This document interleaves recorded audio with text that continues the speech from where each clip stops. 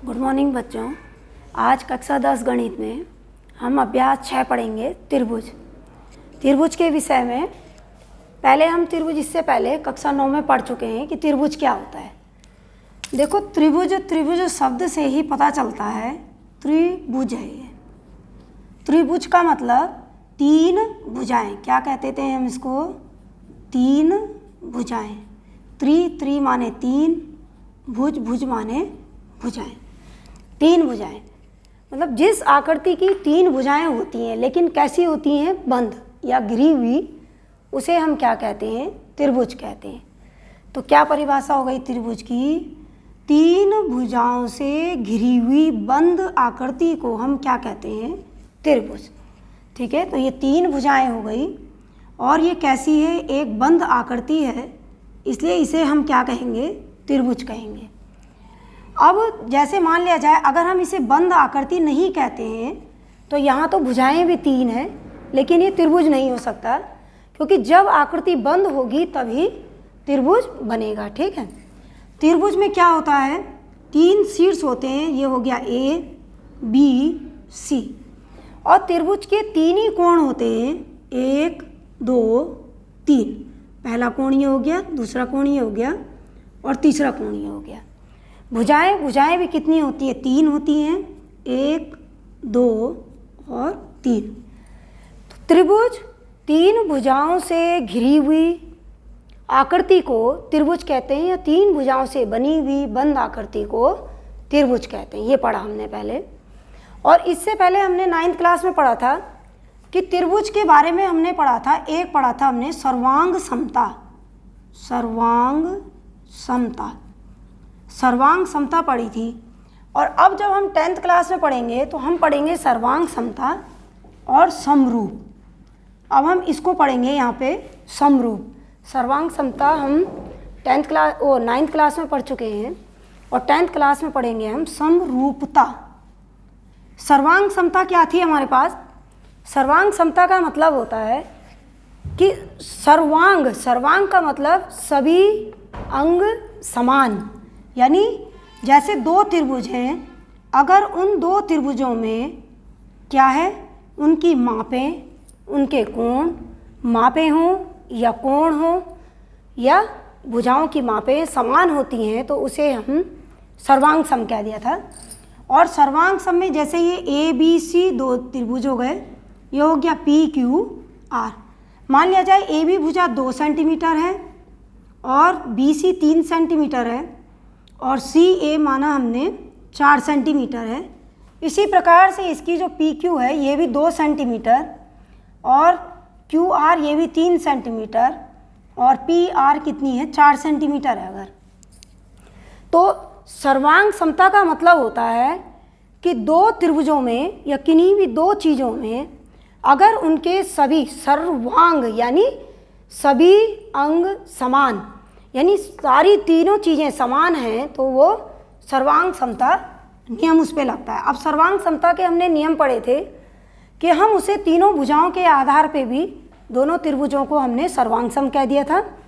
दो भुजा और एक कोण के आधार पे भी हमने उसे सर्वांग सम कह दिया था।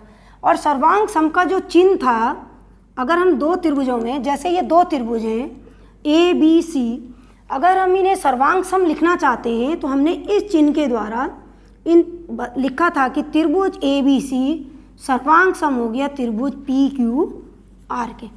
ठीक है, तो ये तो हम कक्षा 9th में पहले पढ़ चुके हैं। अब हम पढ़ेंगे कक्षा 10 में समरूपता। समरूपता का मतलब होता है कि उनके आकार तो दो चीज़ें हैं, जैसे उनके आकार तो समान हैं परंतु उनकी मापें क्या है? समान नहीं है, तो उसे हम क्या कहते हैं? समरूपता कहते हैं।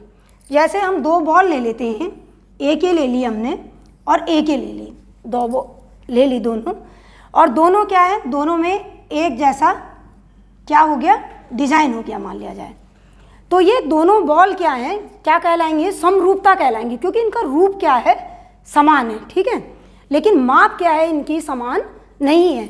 अब जैसे हमने दो त्रिभुज ले लेंगे, मान लिया जाए हम दो त्रिभुज ले देते हैं, एक छोटा और एक बड़ा, इसे कह देंगे ABC और इसे कहेंगे हम PQR। ठीक है, अब ये तो छोटा त्रिभुज है, ये बड़ा त्रिभुज है, लेकिन है दोनों क्या है, त्रिभुज है, क्योंकि दोनों की 3 भुजाएं हैं, दोनों के 3 कोण हैं और दोनों की 3 शीर्ष हैं। इसलिए हम इसे कहेंगे कि त्रिभुज ABC समरूप। समरूप को हम कैसे दिखाएंगे, इस प्रकार से, समरूप है त्रिभुज PQR के।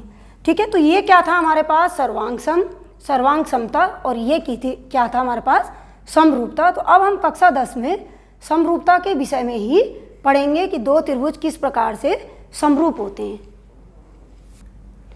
बच्चों अब हम पढ़ेंगे अभ्यास 6 में प्रमेय पढ़ेंगे, और ये इम्पोर्टेंट प्रमेय क्या है, ये प्रमेय कि यदि किसी त्रिभुज की एक भुजा के समांतर एक रेखा इस प्रकार खींची जाए जो त्रिभुज की अन्य 2 भुजाओं को अलग अलग बिंदुओं पर प्रतिच्छेद करती है, तब त्रिभुज की अन्य 2 भुजाएं समान अनुपात में विभाजित हो जाती हैं। ठीक है, और इस प्रमेय को हम क्या कहते हैं, थेल्स की प्रमेय भी कहते हैं। क्या कहते हैं, थेल्स प्रमेय के नाम से भी हम इसको जानते हैं, थेल्स प्रमेय, थेल्स प्रमेय ये। ठीक है, अब क्या है इसमें कि ये आ गया हमारे पास त्रिभुज। त्रिभुज कौन है, ABC। सबसे पहले हम लिखते हैं इसमें दिया है, क्या लिखते हैं, दिया है। अब दिया है में क्या है, हमको जो चीज़ हमें दे रखी है उसे कहते हैं हम दिया है। दिया है हमको कि एक त्रिभुज है ABC। ठीक है, इस त्रिभुज में क्या क्या क्या है, BC के समांतर कौन है, DE, या DE समांतर है BC के। ठीक है, हमने क्या किया, D से किसको मिला दिया, C को, और B से किसको मिला दिया, E को मिला दिया। ये हमने इसकी रचना कर ली। और जो E से लेकर P, EP जो दिया हुआ, तो क्या है हमको, त्रिभुज ABC, ये हमको त्रिभुज दे रखा है। ठीक है, और त्रिभुज की भुजाएं कौन है हमारे पास, AB और AC और BC है भुजाएं इसमें। और क्या है इसमें, DE समांतर हो गया किसके, BC के। ठीक है, अब हमने जो रचना करी है, रचना के लिए ये तो दिया है हमको, अब आएगा इसके बाद सिद्ध करना है। सिद्ध करना है कि मतलब हमको इस प्रमेय में क्या प्रूव करना है। तो थेल्स की प्रमेय के अनुसार हमें सिद्ध करना है कि जो ये त्रिभुज है इसकी भुजाओं में क्या है, भुजाएं समान अनुपात में विभाजित हो जाती हैं, यानी कि AD, तो भुजाएं समान अनुपात में कैसे विभाजित हो रही हैं, हमें सिद्ध करना है AD बटे DB, यानी ये भुजा बटे ये भुजा, ये बराबर हो जाएगी किसके, AE बटे EC के। ये हमें सिद्ध करके लाना है कि ED बटे DB ये बराबर हो जाता है AE बटे EC के। ठीक है, इसके बाद हमने इसमें थोड़ी सी अगर हम रचना करते हैं तो रचना को भी लिखते हैं। रचना हमने क्या करी कि B से E मिला दिया, C से D मिला दिया, और जो भुजा AB है, AB पे लंब कौन है, EP, या PE भी लिख सकते हैं हम। तो हम क्या लिखेंगे, EP लंब हो गया किस पे, लंब हो गया AB पे, और क्या है, दूसरा कौन है, DQ लंब हो गया किस पे, AC पे। क्या लिखेंगे यहाँ पे, DQ लंब है किस पे, AC पे। ठीक है, और रचना में क्या करा था हमने, B से E को भी मिला दिया और C से D को भी मिला दिया। ठीक है, अब आती है उपपत्ति। उपपत्ति का मतलब है कि हम जो काम कर रहे हैं, उपपत्ति यानी कि इसकी उपपत्ति किस प्रकार से हुई होगी, किस प्रकार से ये सिद्ध होके ये चीज़ आएगी। अब उपपत्ति के लिए क्या करेंगे, हम त्रिभुज ले लेंगे। त्रिभुज कौन सा लेंगे, पहले लेंगे हम त्रिभुज ADE। तो किस किस त्रिभुज में लेंगे, हम लेंगे त्रिभुज ADE तथा त्रिभुज, किस त्रिभुज में लेंगे हम, DBE। त्रिभुज ADE तथा त्रिभुज DBE में, तथा त्रिभुज किस में ले लेंगे हम, DBE में। इन दोनों त्रिभुजों में ले रहे हैं हम। तो पहले किस में ले लेते हैं, पहले एक त्रिभुज में ले लेते हैं, फिर दूसरे त्रिभुज में लेंगे। तो त्रिभुज पहले किस में ले लेंगे, हम ADE में ही ले लेंगे केवल। तो त्रिभुज ADE में, क्या ले लेंगे हम, क्षेत्रफल किसका ले लेंगे, क्षेत्रफल त्रिभुज ADE का। क्या ले रहे हैं हम, क्षेत्रफल ले रहे हैं। और त्रिभुज का क्षेत्रफल क्या होगा, 1/2 गुणा आधार गुणा ऊंचाई। ये ले लिया हमने, 1/2 गुणा आधार गुणा ऊंचाई।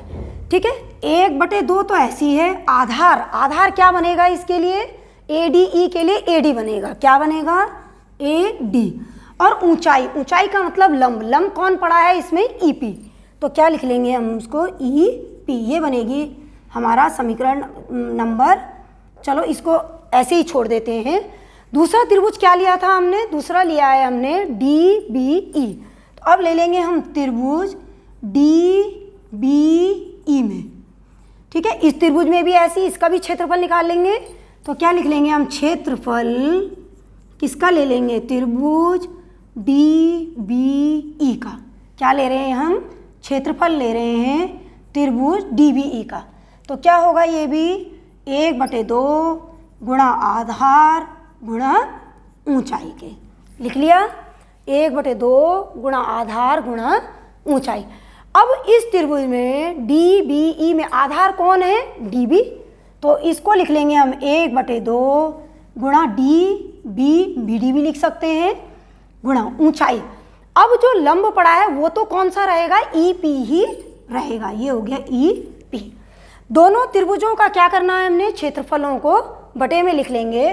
तो यहाँ लिख लेंगे हम क्षेत्रफल किसका लिख लेंगे, त्रिभुज ADE बटे क्या लिख लेंगे, क्षेत्रफल त्रिभुज किसका लिख लेंगे हम, DBE का। दोनों को लिख लेंगे तो क्या आ जाएगा, 1/2 गुणा क्या था यहाँ पे, AD गुणा EP बटे क्या था, 1/2 गुणा क्या था, ये AD है, ये AD गुणा EP। और ये क्या है, 1/2 गुणा DB गुणा EP। देखो EP से EP कट गया, 1/2 से 1/2 कट गया, तो ये आ गया हमारे पास AD बटे DB। इसे बना लेंगे समीकरण नंबर 1।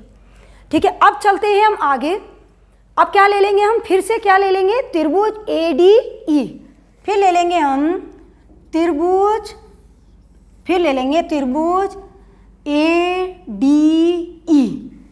ADE का क्षेत्रफल, ADE का जब क्षेत्रफल लेंगे हम तो इस क्षेत्रफल में क्या आ जाएगा, 1/2 गुणा आधार गुणा ऊंचाई। ले लिया। देखो 1/2 तो हमने लिख दिया। अब आधार कौन सा होगा, AE, क्योंकि हमें संगत भुजाएं लेनी है। सिद्ध करके हमें ये लाना है कि AD बटे DB बराबर AE बटे EC। तो इधर की भुजाओं में तो निकाल लिया हमने, ये आ गया इधर की भुजाओं का अनुपात। इसी प्रकार से इधर की भुजाओं का अनुपात निकालेंगे तो यहाँ पे आधार क्या होगा, AE हो जाएगा। अब ऊंचाई कौन है, लंब कौन है यहाँ पे, DQ। तो यहाँ पे ऊंचाई लंब का काम करेगी तो ये हो जाएगा DQ। इसी प्रकार से लिखेंगे त्रिभुज। अब कौन सा त्रिभुज है हमारे पास, BEC। ठीक है, अब लिख लेंगे त्रिभुज BEC का क्षेत्रफल। BEC का क्षेत्रफल भी क्या होगा, 1/2 गुणा आधार गुणा ऊंचाई। ठीक है, लिख लिया। अब यहाँ पे 1/2 लिख लिया। आधार क्या होगा इसके लिए, EC। कौन सा होगा आधार, EC।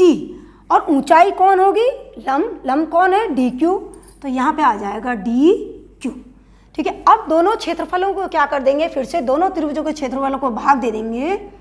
तो त्रिभुज ADE का क्षेत्रफल बटे क्या आ जाएगा, त्रिभुज BEC का क्षेत्रफल।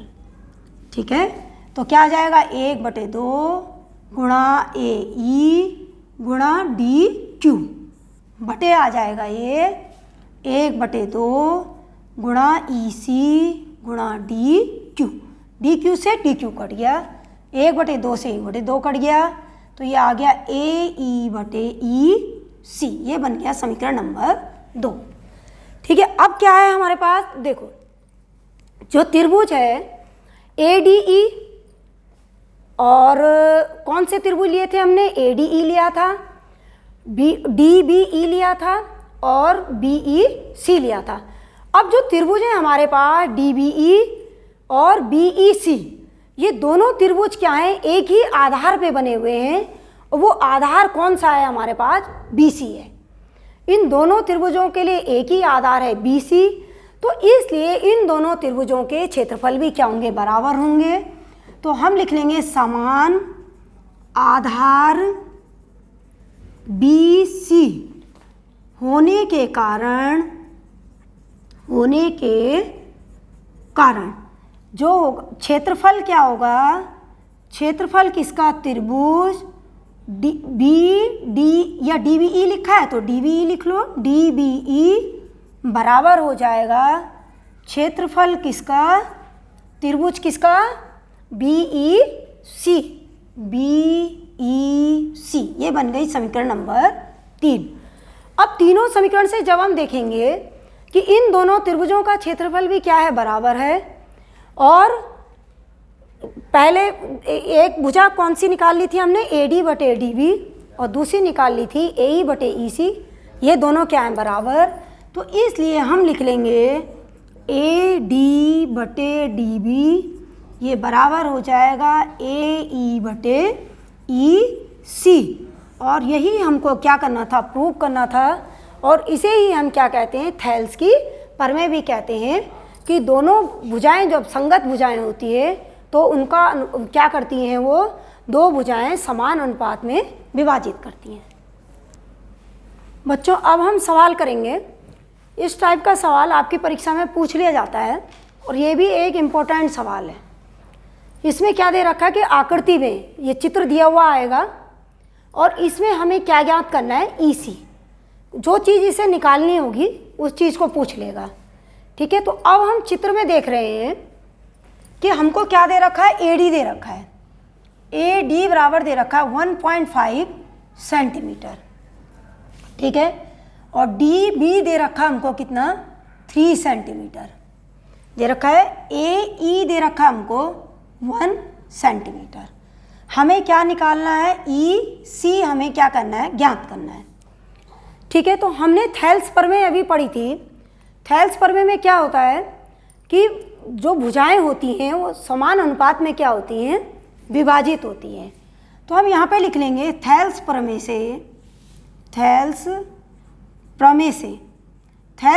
से क्या हो जाएगा, AD/DB ये बराबर हो जाएगा, इधर क्या आ जाएगा, AE/EC,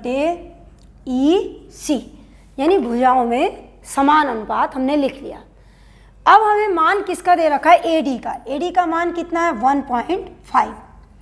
DB का मान कितना है, 3। AE का मान कितना है, 1, और EC का मान हमें निकालना है। ठीक है, क्या कर लेंगे हम, इसको दशमलव हटा लेंगे तो ये हो जाएगा 15, नीचे हो जाएगा 30, जब दशमलव हटाएंगे तो 1 0 कहाँ लग जाएगा, नीचे, ये बराबर हो जाएगा 1/EC। तिरछी गुणा कर लेंगे, तिरछी गुणा करने पे 15, EC बराबर आ जाएगा 30। हमें क्या निकालना था, EC निकालना था, तो इसलिए EC बराबर हो जाएगा 30/15, काट देंगे 15 से, तो EC बराबर आएगा 15 दूनी 30, यानी कि 2 सेंटीमीटर। इस प्रकार से वह किसी भी प्रश्न के कोई सी भी भुजा को पूछ सकता है।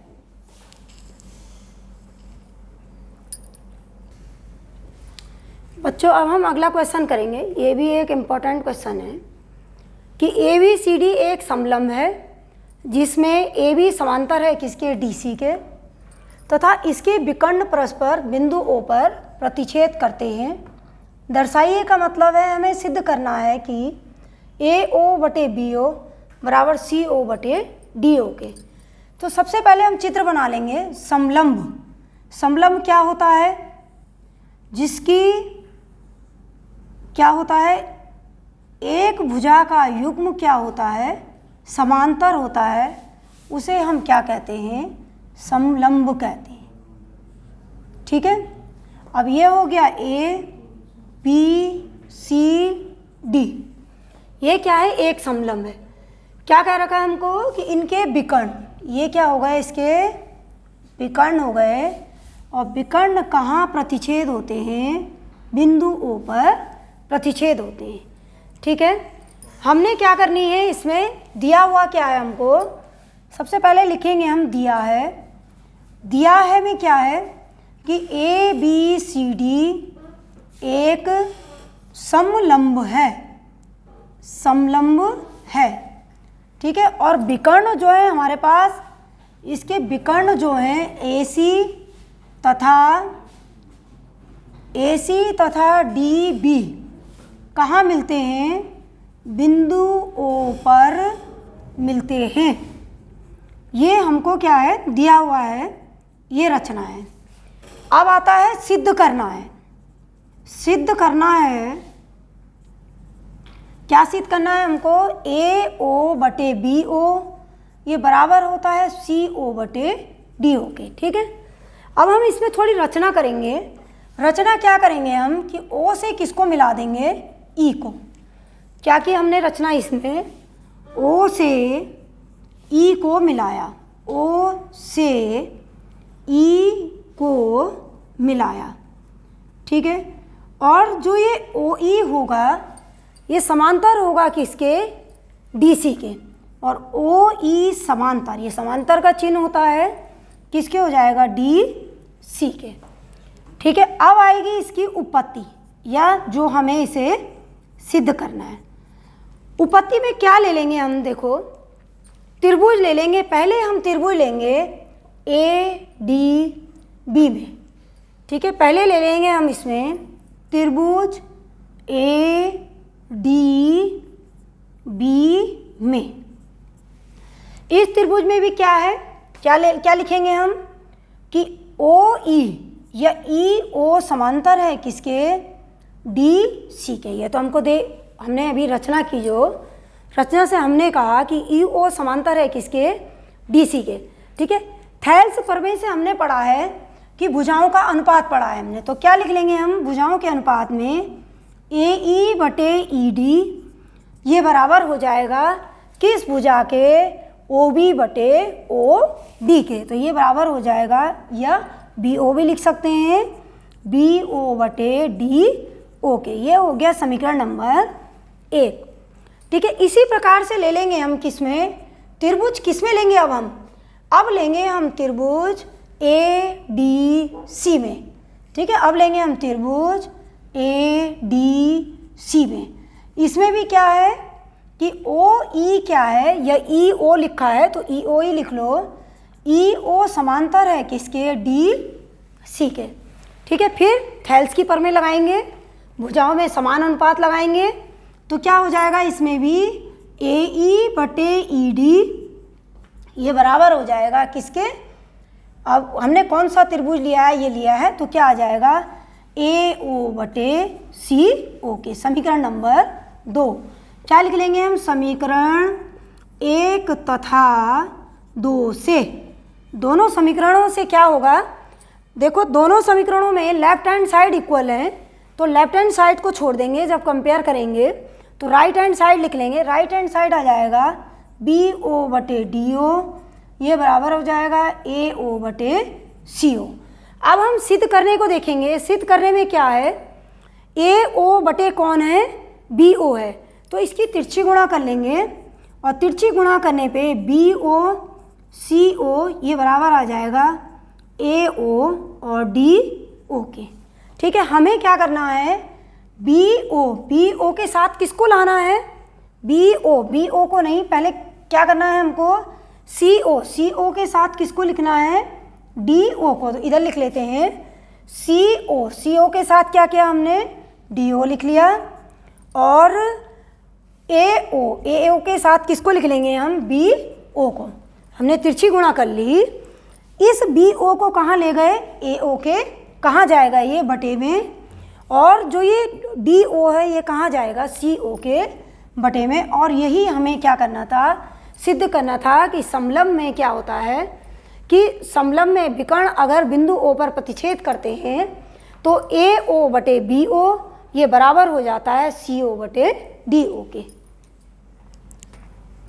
बच्चों अब हम करेंगे अगली एक्सरसाइज 6.3। 6.3 का ये क्वेश्चन जो है ये इम्पोर्टेंट क्वेश्चन है। ठीक है, क्वेश्चन क्या है कि आकृति, ये चित्र दे रखा हमको, आकृति में त्रिभुज ODC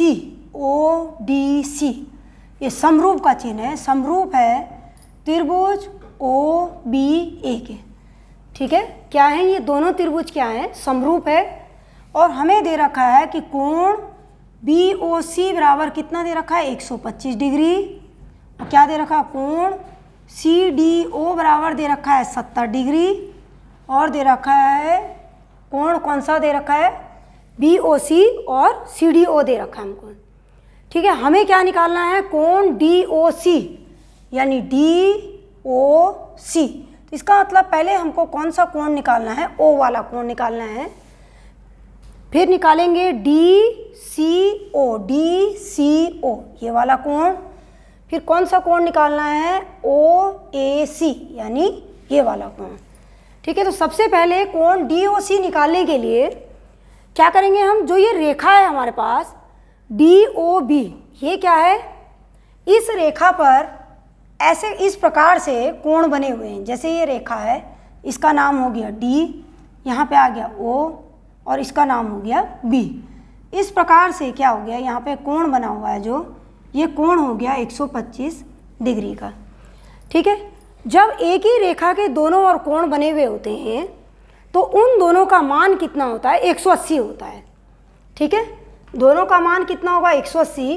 तो इसलिए हम क्या लिखेंगे इसको, यहाँ पे क्या आ गया C, तो हम क्या लिख लेंगे कोण DOC प्लस कोण कौन सा ले लेंगे हम COB बराबर कितना होगा 180 डिग्री, क्योंकि रेखिक युग्म है ये और एक ही रेखा पर बने हुए दो कोण हैं, इन दोनों का मान जो योग होता है इनका वो होता है 180 डिग्री।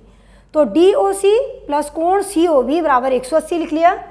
DOC हमको निकालना है तो DOC ऐसे रहेगा, COB या BOC कोई सा भी कोण कहाँ बन रहा है O पे बन रहा है, तो इसलिए BOC या COB एक ही है, तो इसका मान कितना है 125 डिग्री बराबर कितना है 180 डिग्री के। तो कोण DOC आ जाएगा हमारे पास 180 माइनस 125 डिग्री, तो ये आ जाएगा हमारे पास 55 डिग्री। ठीक है, तो कोण DOC पहला हमने निकाल लिया, कोण DOC बराबर आ गया हमारा 55 डिग्री। दूसरा कोण कौन सा पूछ रहा है DCO। अब ये वाला हमको मिल चुका है, कितना है ये 55 डिग्री। हमें कौन सा कोण निकालना है, ये वाला कोण। तो ये त्रिभुज है हमारे पास DOC और त्रिभुज के तीनों कोणों का योग होता है 180, तो इसलिए हम लिख लेंगे कोण DCO बराबर क्या हो जाएगा 180 डिग्री माइनस, क्योंकि दो कोण पता है तो 180 में से इन दोनों कोणों को क्या करेंगे माइनस कर देंगे, 70 प्लस 55 डिग्री, तो कितना आ जाएगा ये 180 माइनस 125 डिग्री, तो ये भी आ गया हमारे पास 55 डिग्री। ठीक है, तो कोण DCO का मान भी आ गया हमारे पास 55 डिग्री। अब बचता है तीसरा कोण, कौन सा बचता है OAB। अब अगर हम इसको देखें ऐसे तो इस प्रकार से भी हम, ये क्या बन रहा है एक जेड की फॉर्म में बन रहा है, तो ये कोण जो होते हैं कैसे कोण होते हैं, एकांतर कोण। इस प्रकार से भी हम इसको लिख सकते हैं कि C का मान अगर 55 डिग्री आया है तो ये कौन है C, ये कौन है A, तो इसका मान भी कितना आएगा 55 डिग्री ही आएगा। ठीक है, तो हम लिख लेंगे कि कोण कौन सा लिखना है हमको OAB बराबर भी कितना आ जाएगा OAB, ऐसे भी लिख सकते हैं। ठीक है, तो OAB बराबर हो जाएगा 55 डिग्री। किसके एकांतर बन गया, ये किस कोण के बन गया कि हम लिख लेंगे चूंकि कोण DCO और एकांतर है DCO बराबर किसके हो गया, किस कोण के हो जाएगा ओ ए बी के। और कैसे कोण है ये हमारे पास? एकांतर कोण है, इसलिए इसका मान भी कितना होगा? 55 डिग्री होगा। तो इस प्रकार से हमने क्या किया, इस प्रश्न में तीनों कोणों के मान ज्ञात किए हैं।